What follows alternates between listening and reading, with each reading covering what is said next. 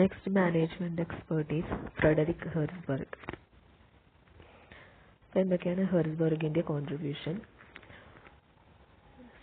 He was a famous management expert and also a behavioral scientist. So ഹെർസ്ബർഗിന്റെ main ആയിട്ടുള്ള contribution എന്ന് പറയുന്നത് he developed the two-factor theory of motivation. Two-factor theory അല്ലെങ്കിൽ dual factor theory എന്ന് പറയും.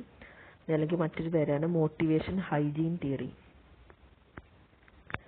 അപ്പോൾ ഇതിൻ്റെ ബേസിൽ motivation, the theory of motivation, അതാണ് ഹെർസ്ബർഗിൻ്റെ മെയിൻ ആയിട്ടുള്ള കോൺട്രിബ്യൂഷൻ എന്ന് പറയുന്നത് to the field of management.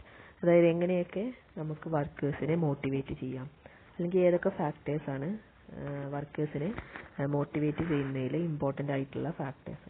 അപ്പോൾ മാനേജേഴ്സിനെ അങ്ങനെയുള്ള ഫാക്ടേഴ്സ് ഐഡൻറ്റിഫൈ ചെയ്യുന്നതിലൂടെ വർക്കേഴ്സിനെ മോട്ടിവേറ്റ് ചെയ്യാനായിട്ടും അതുപോലെ തന്നെ ഓർഗനൈസേഷൻ്റെ ഗോൾസ് അച്ചീവ് ചെയ്യാനായിട്ടും ഹെൽപ്പ് ചെയ്യുന്നുണ്ട്.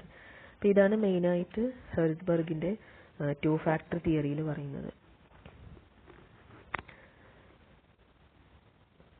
സോ അതുകൂടാണ്ട് മറ്റൊരു കോൺട്രിബ്യൂഷൻ എന്ന് പറയുന്നത് ജോബ് എൻറിച്ച്മെൻ്റ് ആണ്. അതായത് ഈ രണ്ട് പോയിന്റ്സ് ആണ് ഹെർസ്ബർഗിൻ്റെ കോൺട്രിബ്യൂഷനായിട്ട് പറയുന്നത്. ടു ഫാക്ടർ തിയറി ഓഫ് മോട്ടിവേഷനും അതുപോലെ ജോബ് എൻറിച്ച്മെൻറ്റും. ദെൻ ഹെർസ്ബർഗ് കോൺസെൻട്രേറ്റ് ചെയ്തിട്ടുണ്ടായിരുന്നത് അതായത് നീഡ് ഹൈറാർക്കി തിയറി നേരത്തെ പറഞ്ഞിട്ടുണ്ടായിരുന്നു, മാസ്ലോസ് നീഡ് ഹൈറാർക്കി തിയറി. അതിൽ self actualization need and self esteem needs ഉണ്ടായിരുന്നു. അപ്പോൾ ഈ രണ്ട് നീഡിലാണ് ഫ്രെഡറിക് ഹെർസ്ബർഗ് കോൺസെൻട്രേറ്റ് ചെയ്തത്. So we can say that his theory is an extension of Maslow's need hierarchy theory and he mainly concentrated on self-actualization and self-esteem needs of the Maslow. അതിൽ പറഞ്ഞിട്ടുള്ള ഈ രണ്ട് നീഡ്സ് ഉണ്ട്, self esteem and self actualization. ആ രണ്ട് നീഡ്സിലാണ് ഇവിടെ ഹെർസ്ബർഗ് concentrate ചെയ്തത്. അപ്പോൾ ആ ഒരു നീഡിൽ നമുക്ക് കോൺസെൻട്രേറ്റ് ചെയ്തുകൊണ്ട് തന്നെ വർക്കേഴ്സിനെ മോട്ടിവേറ്റ് ചെയ്യാമെന്നാണ് ഹെർസ്ബർഗ് കണ്ടെത്തിയിട്ടുള്ള കാര്യം. So he conducted A study in 11 firms in Pennsylvania.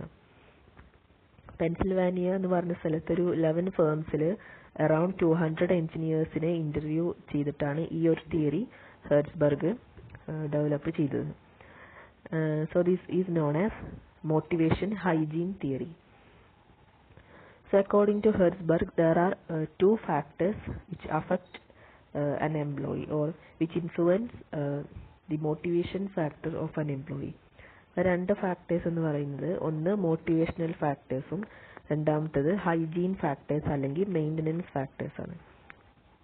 അപ്പോൾ ഇതാണ് രണ്ട് ഇമ്പോർട്ടൻറ്റ് ഫാക്ടേഴ്സ് എന്ന് പറയുന്നത്. ഇതാണ് motivational factors and hygiene factors which affect an employee. അപ്പോൾ ഈ രണ്ട് ജോബ് ഫാക്ടേഴ്സിനെ നമ്മൾ മനസ്സിലാക്കി കഴിഞ്ഞാൽ ആ ഒരു എംപ്ലോയിനെ മോട്ടിവേറ്റ് ചെയ്യുക എന്നുള്ളത് വളരെ ഈസി ആയിട്ടുള്ളൊരു ടാസ്ക് ആയിരിക്കും. ഇനി ഏതൊക്കെയാണ് ഈ മോട്ടിവേഷണൽ ഫാക്ടേഴ്സ് നോക്കാം. അപ്പോൾ ഇത് നേരത്തെ പറഞ്ഞ കാര്യങ്ങളിലൂടെ വീണ്ടും കൊടുത്തിട്ടുണ്ട്. ടു ഫാക്ടർ തിയറി എന്നാണ് ഇത് അറിയപ്പെടുന്നത്, അല്ലെങ്കിൽ motivation hygiene theory or dual factor theory. അപ്പോൾ ഇവിടെ 200 എഞ്ചിനീയേഴ്സ് അല്ലെങ്കിൽ അക്കൗണ്ടൻസിനൊക്കെ ഇൻ്റർവ്യൂ ചെയ്തിട്ടതിന് ശേഷമാണ് ഈ തിയറി പ്രൊപ്പൗണ്ട് ചെയ്തിട്ടുള്ളത്. അപ്പോൾ ഇനി ഇതൊക്കെയാണ് മോട്ടിവേഷണൽ ഫാക്ടേഴ്സ്, അല്ലെങ്കിൽ ഇതിനെ സാറ്റിസ്ഫയേഴ്സ് എന്നുകൂടെ പറയുന്നുണ്ട്. So motivational factors are those factors in which the presence of these factors creates highly motivating situation. അതായത് മോട്ടിവേഷണൽ ഫാക്ടേഴ്സ് ഉണ്ടെങ്കിൽ, അത് എക്സിസ്റ്റ് ചെയ്യുന്നുണ്ടെങ്കിൽ, it creates a highly motivating situation for the employees. അതായത് ആ employees highly motivated ആയിട്ട് അവർക്ക് feel ചെയ്യുന്നു. Then in the absence of these factors it does not cause dissatisfaction. ഇനി ഈ ഫാക്ടേഴ്സ് ഇല്ലെങ്കിൽ എന്താണ്, അത് എംപ്ലോയീസിന് ഡിസാറ്റിസ്ഫാക്ഷൻ ഉണ്ടാക്കുന്നില്ല.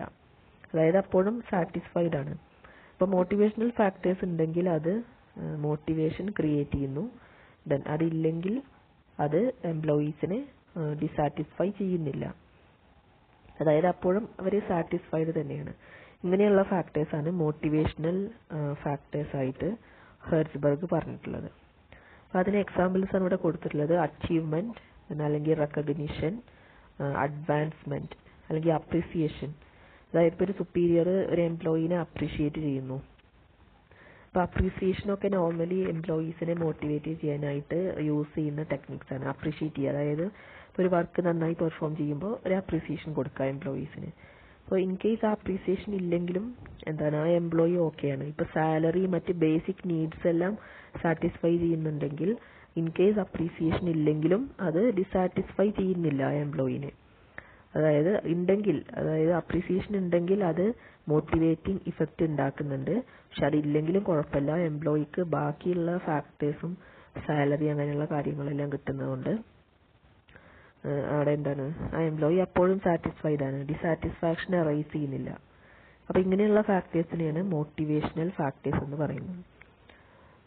അല്ലെങ്കിൽ വേറെ എക്സാമ്പിൾസ് പറയുന്നുണ്ട്. റെസ്പോൺസിബിലിറ്റി, അതായത് ഇപ്പോൾ ചില എംപ്ലോയീസ് കൂടുതൽ റെസ്പോൺസിബിലിറ്റി ടേക്കപ്പ് ചെയ്യാൻ ഇൻട്രസ്റ്റ് ഉള്ള എംപ്ലോയീസ് ഉണ്ടായിരിക്കും.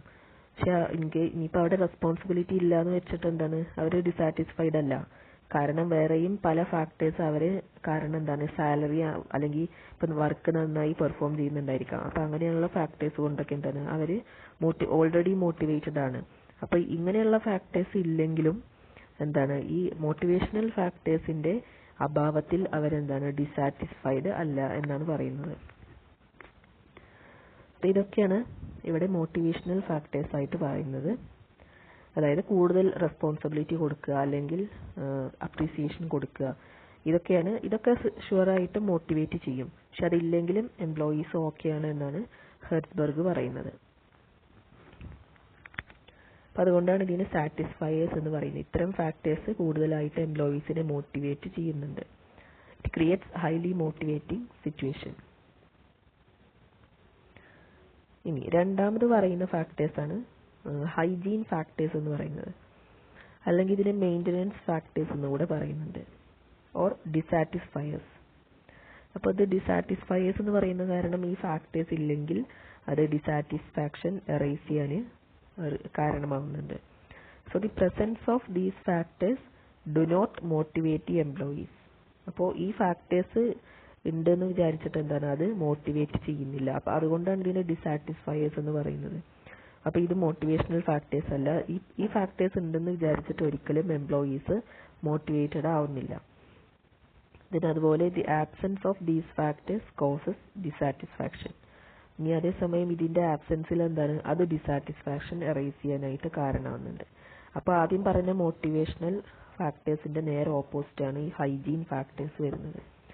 That is the presence of hygiene factors do not motivate employees but its absence creates serious dissatisfaction. ഇതിന്റെ ആബ്സെൻസിൽ എംപ്ലോയീസ് ഭയങ്കരമായിട്ട് എന്താണ് ഡിസാറ്റിസ്ഫാക്ഷൻ ഫീൽ ചെയ്യുന്നുണ്ട്. അങ്ങനെയുള്ള ഫാക്ടേഴ്സാണ് ഹൈജീൻ ഫാക്ടേഴ്സ് എന്ന് പറയുന്നത്. ഇപ്പോൾ ഫോർ എക്സാമ്പിൾ സാലറി ഇല്ലെങ്കിൽ നമുക്ക് എന്താണ് വർക്ക് ചെയ്യാൻ ഒരു ഇൻട്രസ്റ്റും ഉണ്ടാവില്ല എംപ്ലോയീസിന്. അപ്പോൾ ഇപ്പോൾ സാലറി ഉണ്ട്, പക്ഷെ എന്താണ് അത്ര മോട്ടിവേറ്റിംഗ് ഫാക്ടർ അല്ല. അതേസമയം സാലറി ഇല്ലെങ്കിലോ അതെന്താണ്, അത് ഡിസാറ്റിസ്ഫാക്ഷന് കാരണമാവുന്നുണ്ട് അല്ലേ. അപ്പോൾ അതുകൊണ്ടാണ് സാലറി എന്ന് പറയുന്ന ഒരു ഹൈജീൻ ഫാക്ടർ ആണെന്ന് പറയാൻ കാരണം. പിന്നെ അതുപോലെ ജോബ് സെക്യൂരിറ്റി, സ്റ്റാറ്റസ്, ഇങ്ങനെയുള്ള കാര്യങ്ങളെല്ലാം ഇതിൽ വരുന്നതാണ്. അതായത് ഇപ്പോൾ ജോബ് സെക്യൂരിറ്റി ഇല്ലാണ്ടാണ് വർക്ക് ചെയ്യുന്നത്, സേഫ് വർക്കിംഗ് കണ്ടീഷൻസ് അല്ല. അപ്പോൾ എന്തായാലും ആ എംപ്ലോയി അവിടെ സാറ്റിസ്ഫൈഡ് ആയിരിക്കില്ല ഒരിക്കലും. പിന്നെ അതുപോലെ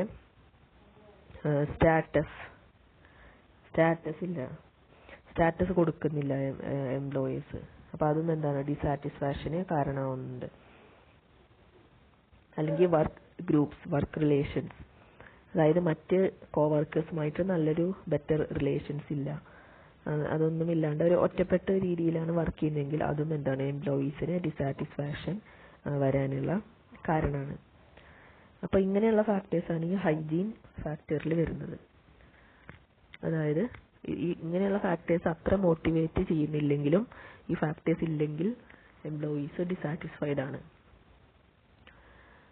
അപ്പോൾ ഇതൊക്കെയാണ് ഹെർട്സ്ബർഗ് പറഞ്ഞിട്ടുള്ള കാര്യങ്ങൾ, മോട്ടിവേഷൻ ഫാക്ടേഴ്സും അതുപോലെ ഹൈജീൻ ഫാക്ടേഴ്സും.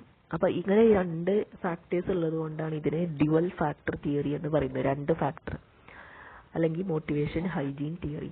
അപ്പോൾ ഇവിടെ മാനേജേഴ്സ് ഇതിൽ ഏതൊക്കെ ഫാക്ടേഴ്സാണ് നമ്മൾ എംപ്ലോയീസിനെ മോട്ടിവേറ്റ് ചെയ്യാനായിട്ട് യൂസ് ചെയ്യേണ്ടത്, ഇതാണ് ഇവിടെ മാനേജേഴ്സ് കോൺസെൻട്രേറ്റ് ചെയ്യേണ്ടത്. അപ്പോൾ ഇതിൽ മോട്ടിവേഷണൽ ഫാക്ടേഴ്സ് ആണോ അല്ലെങ്കിൽ ഹൈജീൻ ഫാക്ടേഴ്സ് ആണോ ഏതാണെന്നുണ്ടെങ്കിലും അത് യൂസ് ചെയ്തുകൊണ്ട് എംപ്ലോയീസിനെ മോട്ടിവേറ്റ് ചെയ്യുക എന്നുള്ളതാണ് ഇവിടെ മാനേജേഴ്സ് ചെയ്യേണ്ട ടാസ്ക് ആയിട്ട് ഹെർസ്ബർഗ് പറയുന്നത്. അപ്പോൾ ഇതാണ് മെയിൻ കോൺട്രിബ്യൂഷൻ ആയിട്ട് പറയുന്നത്. That is theory of motivation develop ചെയ്തിട്ടുള്ള ആളാണ് ഹെർസ്ബർഗ്. അപ്പോൾ ഇതാണ് ഹെർസ്ബർഗിന്റെ കോൺട്രിബ്യൂഷൻ എന്താണെന്ന് ചോദിച്ചു കഴിഞ്ഞാൽ ഇതാണ് എഴുതേണ്ടത്. തിയറി ഓഫ് മോട്ടിവേഷൻ ഡെവലപ്പ് ചെയ്തിട്ടുണ്ട്. അതിൽ തന്നെ രണ്ട് വിധത്തിലുള്ള ഫാക്ടേഴ്സ്, ഈ ഫാക്ടേഴ്സ് എങ്ങനെയാണ് എംപ്ലോയീസിനെ മോട്ടിവേറ്റ് ചെയ്യുന്നത്, ഇത്രയും കാര്യങ്ങളാണ് അപ്പോൾ ഇതിൽ എക്സ്പ്ലെയിൻ ചെയ്യേണ്ടത്.